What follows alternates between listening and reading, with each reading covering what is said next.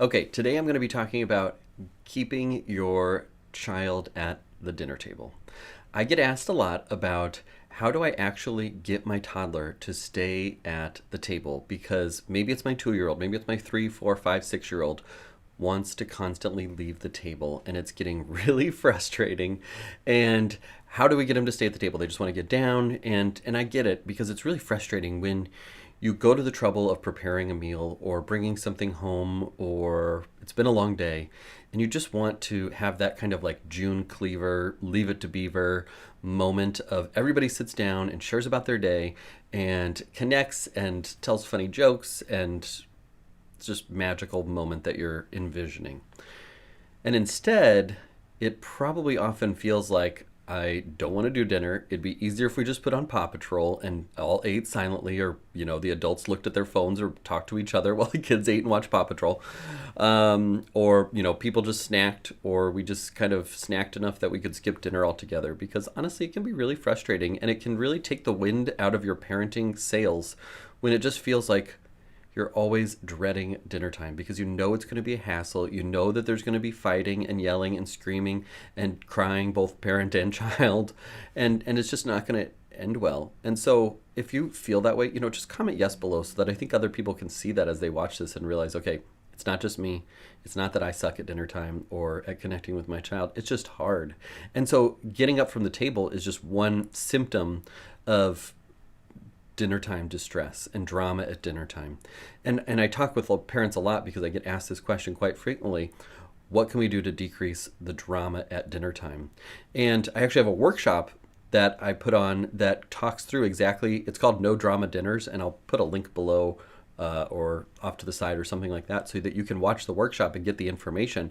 But I just want to talk through three really quick things that we cover in the workshop, and then the workshop goes into a little bit more detail, but three things from the No Drama Dinners workshop that we talk through, because I think it can be really helpful for families that are just at their wits' end and wondering if they just need to, cave in and cancel dinner altogether, because it does feel tempting to just be like, well, everyone would be peaceful. It'd be a much more quiet and peaceful environment if we just didn't have this family dinner time. And yet I know that it's worth it. And I know that you know deep down inside that it's worth it too, to have family dinner and have that time to connect. But we want it to be more June Cleaver and less Malcolm in the Middle-esque. And so hopefully these strategies and tips will help you.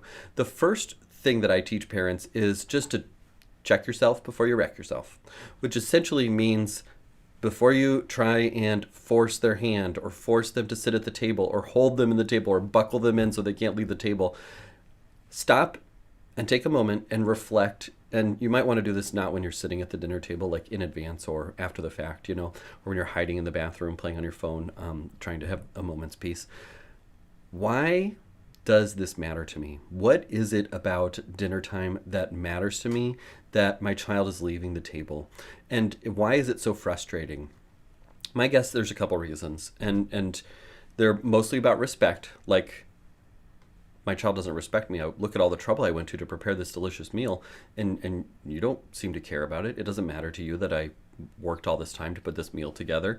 Togetherness is another one. Having those June Cleaver moments, or feeling like, well, why can't we just sit down at the table and talk about our day and talk about the joys and sorrows and things that are on our mind and discuss, the weather and Paw Patrol and whatever is on our minds. Why can't we just have that time at the table? Instead, they're leaving the table all the time and getting up or screaming or yelling or doing all these things that just take away from that enjoyment. You probably also could be feeling some guilt, like, I've been busy all day. This is my chance to sit down and connect, and I'm dreading it because I know that it's just going to go very poorly and not bring anybody together at all. It's just going to cause a lot more strife, and then going into the evening and bedtime, like, this is my little bit of time that I have with my children. I want it to be enjoyable. So those, I imagine, might be the reasons. Now, if you have other reasons, then comment below. Maybe it's that you're worried about your child's nutrition and you know that this is the meal where you guys can spend time together and you can really focus. Maybe it's the time and not feeling like you have enough time. Comment below what it is about the dinner time experience that's really bothering you. So the first thing that I always tell parents to do is just check yourself before you wreck yourself, meaning before you get upset, stop and think, what is the value that this is bringing, or what is the value that I want dinner time to represent? And then from there, we can make decisions about how are we going to accomplish that, and how are our values actually going to support what we're doing at the dinner table. Maybe the most important thing is that they eat their broccoli, and the value that I have highest is obedience, and he must eat his broccoli to show me respect and obedience. I would probably challenge you that might not be the wisest way to approach things, but perhaps that's where you're at right now, and perhaps it has to do with family of origin or other things that come into your parenting. Perhaps the value is togetherness and wanting to be together at the table, and then maybe that if we focus in on that, then that could color our decision making for what the table looks like and what dinner time actually looks like, because it might not be exactly what you had pictured June Cleaver-esque, but it could be something that supports the value of togetherness or time spent together or mutual respect for each other. Whatever that value is that you're holding and putting and dinner time is representing, stop and think about that a little bit before we decide how to proceed. If you have an idea, comment below, because I would love to hear it, and I'd love to know what that represents for you.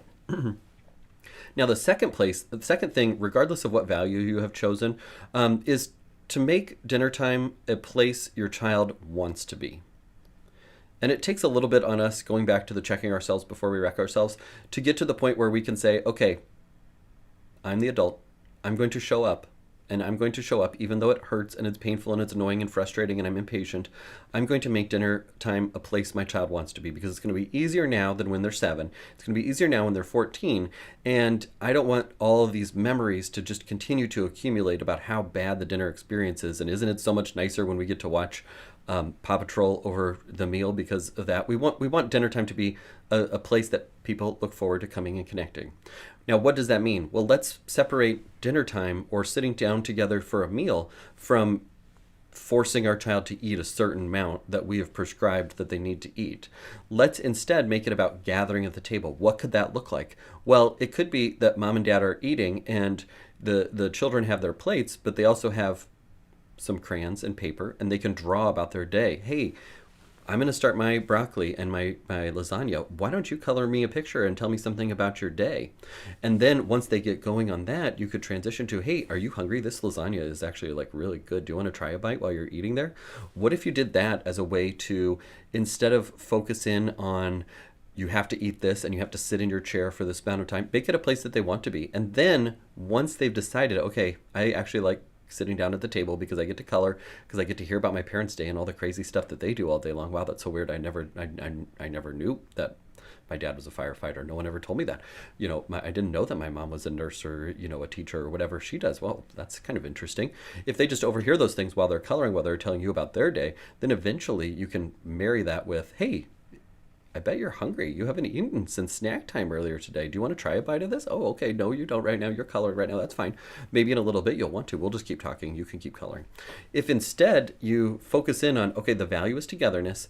What brings us together? Well, eating certainly is not bringing us together right now. Let's focus on something else that brings us together. It could be, sitting down and watching them color or talk about their day or play with some quiet small toys that don't roll off the table that then you have to constantly be up and down getting. What if that could be what dinner time looked like to start, and then eventually, once we have all, lost the traumatic experiences from past dinners, move to the place where, yeah, I know that you like to color. How about we color at the table until dinner's ready, and you can color at the table until dinner's ready, and then we'll move it away, because I don't want you to spill on your cool picture. I don't want you to spill on your painting, or I don't want to get paint on my food. Let's just move it away, and then after dinner we can color some more.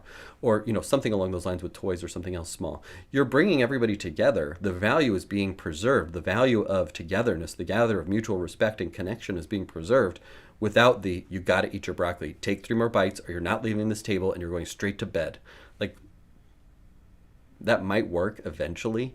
That might get them to do as you say and be obedient, but at what cost? And are they going to want to sit at the table when they're 14 when they could otherwise, say they have a commitment or busy themselves because they really don't like dinner time? I mean, we're just thinking about the long-term implications of those things. And you don't have to beat yourself up for the way it's gone before, but going forward, what if we just changed that and made that a little more peaceful and a little bit more connecting and inviting, and took the stress of you got to eat your lasagna out of the dinner equation? Because as we've talked about on many previous episodes, You don't have to force your child to eat. In fact, you can't force your child to eat. And we know that, right? We can't force them to eat. We can only offer what we offer, and then they can decide whether or not they want to accept it and eat it, or if they are just going to have their plate and leave it there. And like I've talked about on other videos, if the best thing to do is make the plate that you want your child to eat, present it to them, allow them to then decide what they eat. And if they are not hungry, they can just not eat it.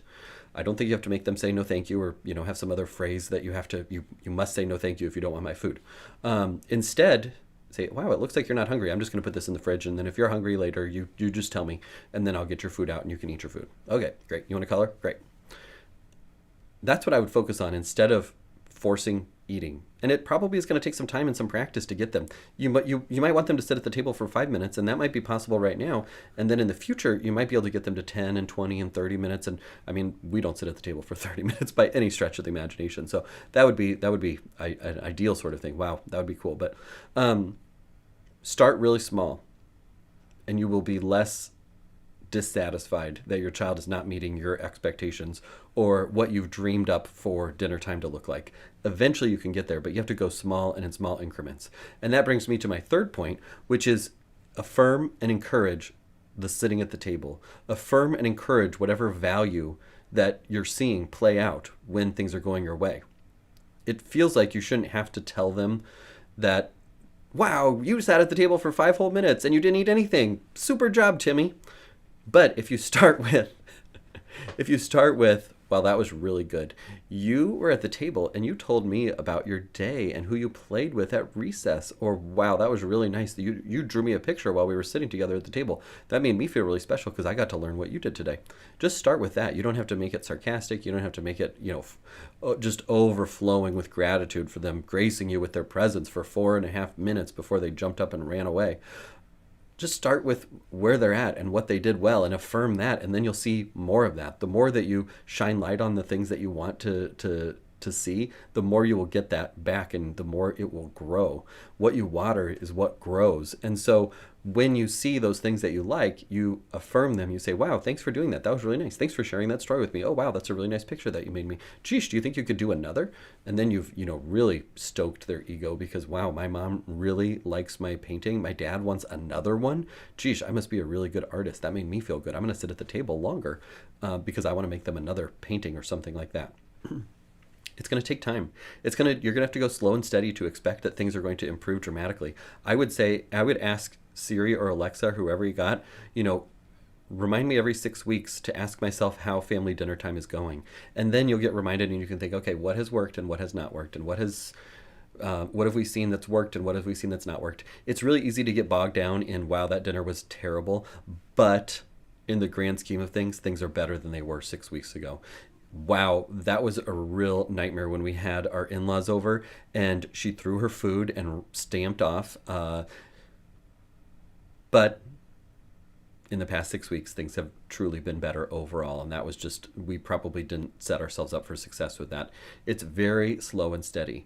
What I will say is, I mean, unless you have had really good experience with shows of force and demands and you must sit at the table for this specified period of time and you must eat this many Brussels sprouts and strawberries. I mean, if you've had success with that, I would love to hear it because I don't see that very often at our house or in my practice, where shows of force, those work well in combat situations, but they don't work that well around the dinner table. And it really just isn't the most pleasant thing to not look forward to family dinner time. So I want you to be able to look forward to family dinner time. I want your child to look forward to family dinner time. We might just have to, for a period of time, redefine what a successful dinner time looks like. Hopefully this has been helpful. I would love if you would comment below what right now would be a successful dinner time, because I think it will help others to see, okay, my expectations have been lowered a little bit. I am at a place where we can have a successful dinner time mean that we are all sitting together for 4.5 minutes. And that would be successful right now if no one ran away for 4.5 minutes. And then that's where we're at. That's a perfect place to start. Start there. Work your way slowly up. Ask yourself every 6 weeks, how's it going? Are things getting better? Is there something else that we need to change? Big picture. We want our kids to enjoy family dinner time. We want to enjoy family dinner time. There's so much wrapped up in it because it embodies so much that we have to break down those expectations to start to enjoy family dinner time more. Hopefully, this has been helpful. Keep up the good work. And like I said, before I go, No Drama Dinners Workshop. We go into even more depth in there. Check it out. There's a link somewhere around here. Or just look on my website, raisinggoodparents.co. You'll find the workshop. It's free. No Drama Dinners Workshop. It'll get you what you need. Keep up the good work.